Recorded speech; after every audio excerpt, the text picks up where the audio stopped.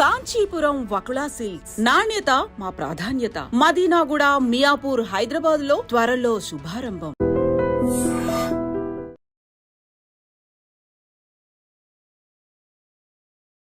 Madam నమస్తే అండి. నమస్తే. మనం ఎంత పెద్దోళ్ళమైనా ఏదైనా కష్టం వచ్చి అమ్మని డబ్బులు అడిగితే వెంటనే ఇస్తారు.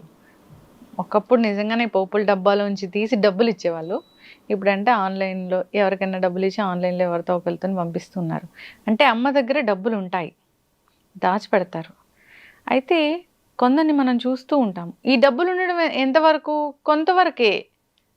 చాలా చాలా ఆస్తులు పాస్తులు ఏమి ఉండవు. సో అయితే అమ్మకి ఆర్థిక భద్రత ఉందా? సో ప్రతి ఇల్లాలకి ఆర్థిక భద్రత అనేది అవసరమా? చాలామందిని చూస్తూ ఉంటాము, డబ్బులు అడుక్కోవాల్సిన పరిస్థితి వస్తూ ఉంటుంది. అది ఎందుకు? దీనిలో మార్పు రావాలంటే ఏం చేయాలి? మంచి మాట అన్నారు. ఏమని అంటే, చిన్నప్పుడు అమ్మని అడిగితే పోపుల డబ్బాలో నుంచి తీసి మనకిస్తుంది. ఇప్పుడు కూడా ఏదైనా అవసరం ఉంది అంటే అమ్మ దాచుకున్న డబ్బులు మనకి ఇచ్చేస్తుంది. అమ్మ ఏది తనకంటూ ఏది దాచుకుంటుంది. ఆర్థిక భద్రత ఉండాలి అనేటటువంటి ఆలోచన రాదు. ఎంతసేపు ఏంటంటే, నేను ఇంకా ఏమిస్తే ఈ కుటుంబంకి నేను సాటిస్ఫై చేసిందని అవుతాను, ఇంకా ఏం చేస్తే వీళ్ళు నన్ను బాగా చూసుకుంటారు, నేను ఇంకా ఎంత చేస్తే నేను ఒక గుడ్ మదర్ని అవుతాను, లేదా ఇంకా ఎంత బాగా చేస్తే నేను మంచి భార్యను అనిపించుకుంటాను, లేదా నేను ఇంకెంత సర్దుకుపోతే నేను ఒక మంచి కోడల్ని అవుతాను, లేదా ఎవరితో మాట పడకుండా ఉంటాను అని ఎంతసేపు ఇవ్వడమే నేర్చుకొని ఉంటుంది. మీరు అడిగారు అసలు ఇల్లాలకి ఇలా అంటే కొన్ని సిచ్యుయేషన్స్ వస్తాయి, దాన్ని ఎలా చూడాలి అని చెప్పేసాను. దాచిన ప్రతి రూపాయి కూడా సంసారానికే ఖర్చు పెట్టడం అనేది తను అలవాటు చేసేసుకుంటుంది ఫస్ట్ నుంచి కూడా. చివరికి కొన్ని పరిస్థితుల్లో ఏం జరుగుతుంది అని అంటే, అమ్మా ఇప్పుడు అంతా బాగున్నప్పుడు పిల్లలు తన చివరి వరకు అవసాన దశ వరకు బాగా చూసేటటువంటి పిల్లలు ఉన్నారు అంటే వెల్ అండ్ గుడ్. లేదు, వాళ్ళు కూడా స్వార్థంతోటో లేదా వాళ్ళకి చేతగాని తనంతోటో, ఎందుకంటే వాళ్ళు కూడా వాళ్ళ సంపాదన సరిగా లేనటువంటి సిచ్యుయేషన్లోనో ఉన్నప్పుడు నిన్ను పోషించాలి అని అంటే వాళ్ళకి భారం అవుతుంది. మీరు అనుకోవచ్చు, చాలామంది వచ్చేటటువంటి క్వశ్చన్ ఏంటంటే, తల్లి ఎందుకు భారం ఫీల్ అవ్వదు? చూడండి, తల్లి బిడ్డలకి భారం అవుతుంది కానీ బిడ్డలు చచ్చిపోయేంత వరకు తల్లికి భారం కారు. అంటే తల్లి మనస్సు అంత గొప్పది, అంత విశాలమైనది, అంత బరువును మోయగలిగేటటువంటి శక్తిని తనకి తానుగా ఆ శక్తిని తనలో ఇముడ్చుకుని ఉంటుంది. కానీ మన దౌర్భాగ్యం ఏంటంటే, చాలా చోట్ల చూస్తాము తల్లిని రోడ్డు మీద వదిలేసిన తల్లుల్ని, బిచ్చమెత్తుకుని బతుకుతున్నటువంటి ఆడవాళ్ళని చాలా మందిని చూసినప్పుడు. అలాగే కొడుకు కోడళ్ళు బాగానే ఉంటారు, కూతుళ్ళు బాగానే సెటిల్ అయిపోయి ఉంటారు, కానీ వీళ్ళు ఇంకొకళ్ళ ఇంట్లో పని చేసుకొని బ్రతుకుతూ ఉంటారు. అంటే పని చెయ్యొద్దు అని నేను చెప్పను, వెల్ అండ్ గుడ్, చేయాలి. మనం బ్రతికున్నంత వరకు, మన కాలు చేయి ఆడినంత వరకు మన సంపాదన మీదే మనం బ్రతకాలి. మన సంపాదనతోటే మనం ఉండాలి, ఎవరి మీద మనం ఆధారపడకూడదు. కానీ ఆ డబ్బు కూడా తనకు తాను సంపాదించుకున్నది కూడా మనవరాలకి ఏదో కావాలి, ఏదో అయింది మనవరాలకో మనవడికో, మళ్ళీ కొడుకు అడుగుతాడేమో, మళ్ళీ కూతురు అడుగుతుందేమో, మళ్ళీ వాళ్ళకే ఖర్చు పెట్టడం అనేది జరుగుతుంది. ఓల్డేజ్ హోమ్లో ఉన్న తల్లిని చూడడానికి కొడుకు వెళ్తే సో మనవరాలకి డబ్బులు ఇచ్చి పంపించిన స్టోరీ నాకు చాలా ఉన్నాయి. అదే నేను చెప్తున్నాను కదా, తన కోసం ఎవరన్నా తుణమో పడమో, ఇప్పుడు ఇట్లాంటి ఓల్డేజ్ హోముల్లో ఉండి తనని ఎవరైనా వచ్చిన దాతలు ఎవరైనా ఉన్నారు, పెద్ద మనసు వచ్చిన వాళ్ళు ఉన్నారు, తన కోసం ఇచ్చినటువంటి తుణమో పడమో కూడా దాచి పెట్టుకుని మళ్ళీ వాళ్ళు వచ్చినప్పుడు అంటే తనను చూడరు, తను భారం అని చెప్పేసి వదిలేస్తారు. అలాంటి పరిస్థితుల్లో తన వాళ్ళు తన కోసం వచ్చినప్పుడు కూడా ఏదో ఒకటి ఇవ్వాలి అని తన దగ్గర ఉన్నటువంటి ఆఖరి నయా పైసా వరకు కూడా ఇవ్వడం అనేది ఈ ఇళ్ళల్లో ఉండేటటువంటి దాన్ని ఏమనాలంటే అది ఒక పెద్ద వ్యసనం అంటాను నేనైతే. మాత్రం ఇవ్వద్దు అని నేను చెప్పను, కానీ ఇక్కడ ఇల్లాలు కూడా ఆర్థిక భద్రత ఆమెకి చాలా అవసరము. నువ్వు ఇంటి ఖర్చులు పెడతావు, నీ భర్త ఒక 10,000 ఇస్తున్నాడు ఇంటి ఖర్చులు చేయడం అని, ఆవిడ చాలా జాగ్రత్తగా దాస్తూ వస్తుంది. దాంతో ఆర్థిక పరిస్థితులు బాగోనప్పుడు ఇంటిని ఆదుకుంటుంది, అలాగే పిల్లలకి ఏదన్నా చేస్తుంది, అలాగే ఇంకేదన్నా చేస్తుంది, ఇంకేదన్నా పొదుపు చేసి. ఇల్లాల చేతిలో డబ్బులు ఉన్నాయంటే కొంతమంది దుబారా ఖర్చు చేసే వాళ్ళని నేను మాట్లాడను, కానీ ఎంతమంది ఇల్లాళ్ళమ్మ రూపాయి కూడబెట్టి ఆ కుటుంబానికి అదనపు సౌకర్యాలను కానీ, అదనపు వస్తువులను కానీ, అదనపు ఆస్తులను కానీ ఏర్పరిచినటువంటి ఆడవాళ్ళు ఎంతమంది ఉన్నారు ఈ భూమి మీద? కానీ ఇంత సమర్థవంతంగా చేసేటటువంటి ఆ ఇల్లాలు తనకంటూ ఒక్క 10 రూపాయలైనా వెనకేసుకుని తీరాలి, తనకంటూ ఉండి తీరాలి. అరే ఉన్న 10 రూపాయలు అరే ఎందుకంటే ఇక్కడ చాలా కుటుంబాల్లో నేను చూశాను, తల్లి ఇలా పొదుపు చేసి దాచుకున్న డబ్బుల్ని కూడా వాడింట్లో ఏదైనా ఫంక్షన్ ఉంటేనో, లేకపోతే ఇంకా వాడు ఎక్కడికన్నా వెళ్ళాలంటేనో, లేకపోతే పిల్లలు వాళ్ళ స్వార్థం కోసం, భర్తో పిల్లలో లేకపోతే ఆమె పుట్టింటి వాళ్ళు వాళ్ళ స్వార్థం కోసం వచ్చేసి బతిమలాడేసి నువ్వు తప్పితే ఆదుకునే వాళ్ళు ఎవరు లేరు, ఈ ఒక్క పని నువ్వు చేశావు అనంటే అబ్బా నేను ఎక్కడో ఉంటాను అనేటటువంటి మాటలు చెప్పేయంగానే కరిగిపోయి అన్ని సంవత్సరాల మట్టి తన కోసం దాచుకున్నటువంటిది కూడా చివరి క్షణంలో ఇచ్చేసి రోడ్డున పడినటువంటి ఇల్లాళ్ళు ఎంతమంది ఉన్నారో నాకు తెలుసు. ఎందుకంటే వాళ్ళు స్వార్థం కోసమే వస్తారు వీళ్ళ దగ్గరికి, వచ్చి వాళ్ళ పని అయ్యేంత వరకు ప్రేమగా ఉంటారు, పని అయిపోయిన తర్వాత వెనక్కి కూడా తిరిగి చూడరు. కొంతమంది ఉంటారు, అరే నీ మనవరాలకి ఏం చేయించవా అమ్మా, పలానాది చేయించవా, అరే నువ్వు కూతుర్ని కన్నావు లేదా నువ్వు కొడుకుని కన్నావు, నీ కొడుకు బైక్ కొనుక్కోవాలి అని అంటే ఆ కొడుకులు కూడా చూడమ్మా ఎంత ఇదిగా నాయనమ్మ దగ్గరికే వస్తారు. మరి ఎందుకు యువతలు నాన్న దగ్గరికి పోరు, అవతల అమ్మ దగ్గరికి పోరు. నానమ్మ దగ్గరికి ఎందుకు వస్తారంటే నానమ్మ ఒక పిచ్చది. ఎందుకు, ఎలాంటి పిచ్చది, ఎమోషనల్ పిచ్చది, బాండింగ్, ఎమోషనల్ బాండింగ్ పిచ్చిది. కాబట్టి దానికి ఏదో ఒక మాయ మాటలు చెప్పేసి ఎందుకంటే ప్రేమ లేదు ఆమెకి, ఆ ప్రేమను చూపించగానే అది ఇచ్చేస్తుంది. కాబట్టి వచ్చి వాళ్ళ పబ్బం వాళ్ళు గడుపుకొని వెళ్ళిపోతారు. మనవడు బైక్ కొనుక్కొని రోడ్ల మీద ఆనందంగా తిరుగుతాడు తప్ప ఈమెకి లేని క్షణంలో ఆ బైక్ అమ్మేసేసి ఏ మనవడైనా సరే, ఏ మనవరాలైనా సరే, మనవరాలకి ఏదైనా వేడుకలు వచ్చినాయి అంటే నగలు చేయించేసేస్తారు. మీ అమ్మ దగ్గర ఉన్నాయిగా అది తీసుకురా చేపిద్దాం అనేటటువంటి ఆడవాళ్ళ గురించి నాకు తెలుసు. భర్తల్ని చేసి మీ అమ్మకి డిపాజిట్ ఉన్నది కదా అది తీసుకురా, నా కూతురికి పలానాది చేయిస్తా, లేకపోతే నేను పలానాది చేయించుకుంటా, లేదా ఈ వేడుక చెయ్యాలి, లేదా మన అప్పులు తీర్చుకోవాలి. నీకు బలిసి లేదా నీకు చేతగాక నువ్వు అప్పుల పాలైతే ఆమె బ్రతుకు తెరువు కోసం దాచుకున్న డబ్బులను కూడా నువ్వు తీసుకొస్తున్నావు అంటే నువ్వు ఎంతదవి నీకు హెల్ప్ చేయాలా? కష్టపడు.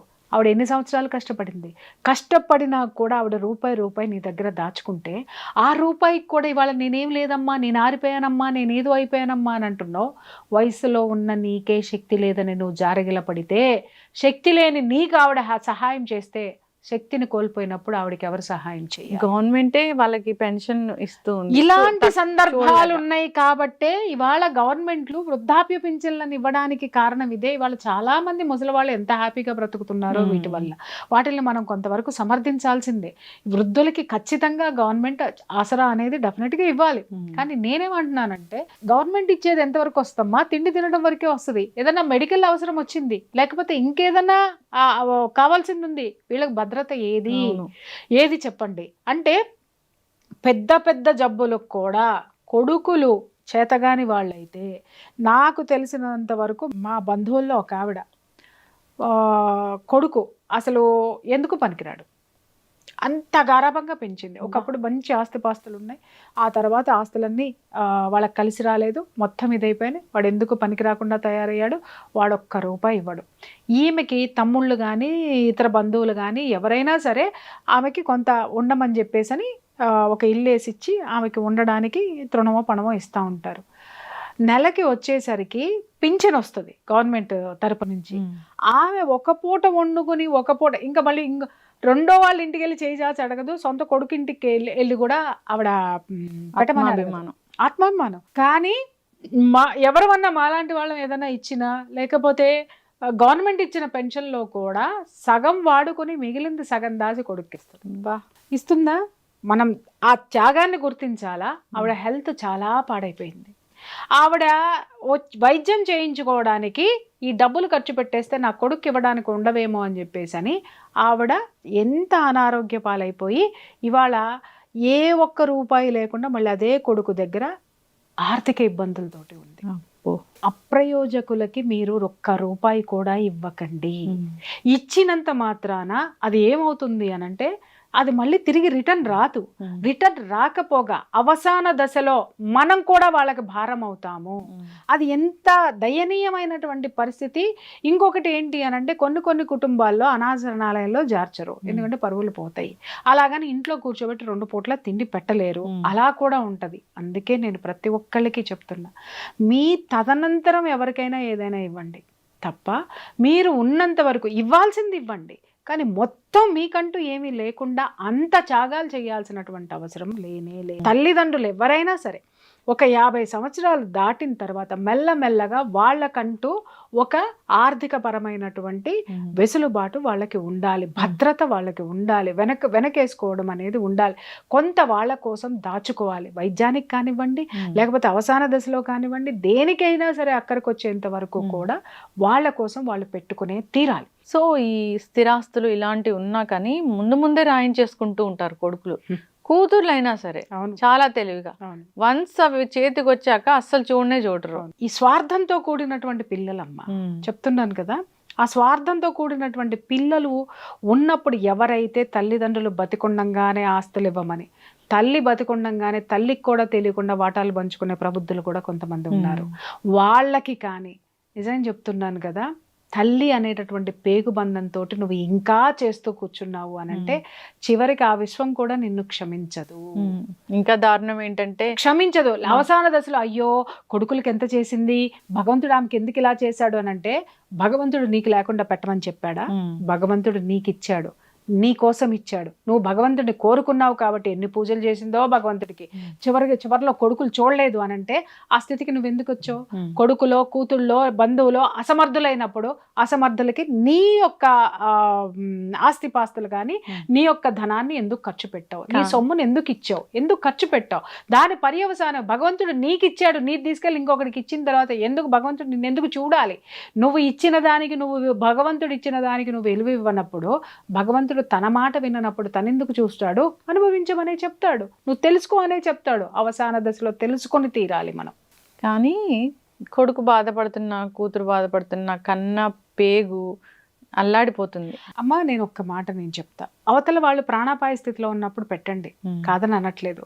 కావాలని చేసేటటువంటి వాటికో అవసరానికి ఇవ్వండి. 10 రూపాయలు మీ దగ్గర ఉంటే వాళ్ళకి 2 రూపాయలు అవసరమైతే ఖచ్చితంగా ఇవ్వండి. మళ్ళీ వాళ్ళ దగ్గర బాగున్నప్పుడు మళ్ళీ ఆ 2 రూపాయలు తెచ్చుకునే ప్రయత్నం చెయ్యండి. అందరూ ఇక్కడ నీకు సెంటిమెంటల్ లేవా అని మాట్లాడద్దు, ఎదవ మాటలు మాట్లాడకండి. రూపాయి దొరకని రోజున, రోడ్డు మీద పడిన రోజున కన్న కొడుకు కోడలు ఏం చేసినా లోపల కడుపులో ఆకలి ఎన్ని రోగాల్ని తీసుకొచ్చి పెడుతుందో, ఈ మంచాన పడిన రోజున ఎంతమందిని మీరు తిట్టుకుంటారు. అప్పుడు ఏ బంధాలు బంధుత్వాలు పనికిరావు, కేవలం కన్నీళ్లు మాత్రమే మిగిలేది, మంచంలో కూడా మిగిలేది. ఇలాంటి పిచ్చి మాటలు మాట్లాడద్దు. కన్న కడుపు, కన్ను పేగు, అరే నీది పేగు, నీ పేగు తెంచుని పుట్టిన వాడికి నువ్వు అనేటటువంటి గౌరవం లేని చోప్పుడు నువ్వు ఇవ్వడం ఎంతవరకు సమంజసము? అది మాట్లాడండి. కన్న పేగు తరుక్కుపోతుంది, బాధ ఖచ్చితంగా ఉంటుంది. కానీ నీ బాధను పట్టించుకోని వాడికి నువ్వు చేసి వ్యర్థము, చేసినా కూడా లాభం లేదు. లాభం లేనటువంటి వాడు కనీసం నీకు నువ్వు బ్రతుకు, నువ్వు ఇంకొకటి యదాన పడకుండా అనాథ ప్రత సంస్కారం చేయాల్సి వస్తుంది చివరికి నీ శవానికి కూడా. ఎందుకు? దాన్ని ఏమంటారు, పిచ్చి ప్రేమల్లో పడిపోయి, విలువలేనటువంటి ప్రేమల్లో కూరుకుపోయి, పిచ్చి బంధాల్లో పడిపోయి. పిచ్చి బంధాలంటే ఏమంటున్నాను, చక్కగా చూసేవాళ్ళని నేను అనట్లేదమ్మా. కేవలం తల్లిదండ్రుల దగ్గర కూడా స్వార్థాన్ని నటించే, ప్రేమను నటించి స్వార్థంతో మొత్తం దోచుకునే పిల్లల విషయంలో ఉన్న తల్లిదండ్రులకు మాత్రమే నేను ఇది, తల్లులకి ముఖ్యంగా చెప్తున్నాను. ఎందుకంటే వాళ్ళకి ఆర్థిక భద్రత చాలా అవసరము. వాళ్ళు ఉన్నప్పుడే 1 రూపాయి వాళ్ళు దాచుకొని తీరాలి, వాళ్ళు కఠినంగా ఉండే తీరాలి. వీళ్ళు కఠినంగా ఉంటేనే అవతల వాళ్ళు మారే అవకాశాలు ఉంటాయి, లేదా వీళ్ళ జీవితము చాలా పీస్ఫుల్గా వెళ్ళేటటువంటి స్థితి ఉంది. ఇంతవరకు పెంచాలి, ఈ విధంగా ఉంచాలి, దాని తర్వాత మనం ఏంటో మనం చూసుకోవాలి. లేదా ఫస్ట్ నుంచి కూడా ప్రతి ఇళ్లలో ఆర్థిక భద్రత అనేది తనకు తాను కల్పించుకోవాలి. సో జాబ్ చేస్తూ కూడా చాలా మంది మొత్తం దారపోస్తూ ఉంటారు, భర్త దాన్ని మెయింటైన్ చేస్తూ. విషయం కూడా చెప్తున్నా, చాలా మంది గవర్నమెంట్ ఎంప్లాయీస్ రిటైర్డ్ అయిపోయిన తర్వాత వచ్చే పెన్షన్ డబ్బులను కూడా కొడుకో కోడలో వచ్చి ఏదో ఒకటి చెప్పి తీసుకుపోతారు. లేదా కొడుకు వచ్చి బలవంతంగా పెన్షన్ తీసుకుని పోతాడు. లేదు కొడుకు కోడలు ఇంట్లో ఉంది అనుకుందాం, పని మనిషి కంటే హీనంగా బతుకుతూ ఆ పెన్షన్ డబ్బులు అది కొడుకు దగ్గరికి ఇవ్వాలి. ఎందుకమ్మా ఇట్లా ఉంటున్నారు? హాయిగా ఏదైనా ఓల్డేజ్ హోమ్ లో ఉండొచ్చు, లేదా పేయింగ్ గెస్ట్ గా ఉండొచ్చు కదా అని అంటే, కొడుకులు కదండి ఎట్లా వదిలేస్తామండి. విలువలు లేని చోట నువ్వు బ్రతుకుతూ, బురదగుంట్లో బ్రతుకుతూ నువ్వు గబ్బొస్తుందని ఎట్లా మాట్లాడతావు? నీ మీద ఎందుకు జాలి చూపించాలి? అది బురదమ్మా బయటికి రామ్మా అని అంటే, బురద కదండి మా ఇంటి ముందు ఉన్నదే కదండి ఎట్రానండి అని అంటే, నీ ఇంటి ముందున్నా నీ ఇంట్లో ఉన్న బురదే, అది గబ్బే కొడుతుంది. ఆ గబురు వదిలించుకొని బయటకు వస్తే ఆరోగ్యవంతంగా ఉంటావు. అదే నేను చెప్తున్నాను. ఆ పిచ్చి సెంటిమెంట్లతోటి ఉండి మిమ్మల్ని మీరు నరకం పెట్టుకోవడం అనే దాన్ని భగవంతుడు కూడా హర్షించడు. తన్ను మాలిన ధర్మం మొదలు చెడ్డబేరం. ఫస్ట్ నిన్ను నువ్వు సంస్కరించుకో, నీకు నువ్వు భద్రతనిచ్చుకో, ఆ తర్వాత ఎవరినైనా సరే. చక్కటి విషయాలు చెప్పారు.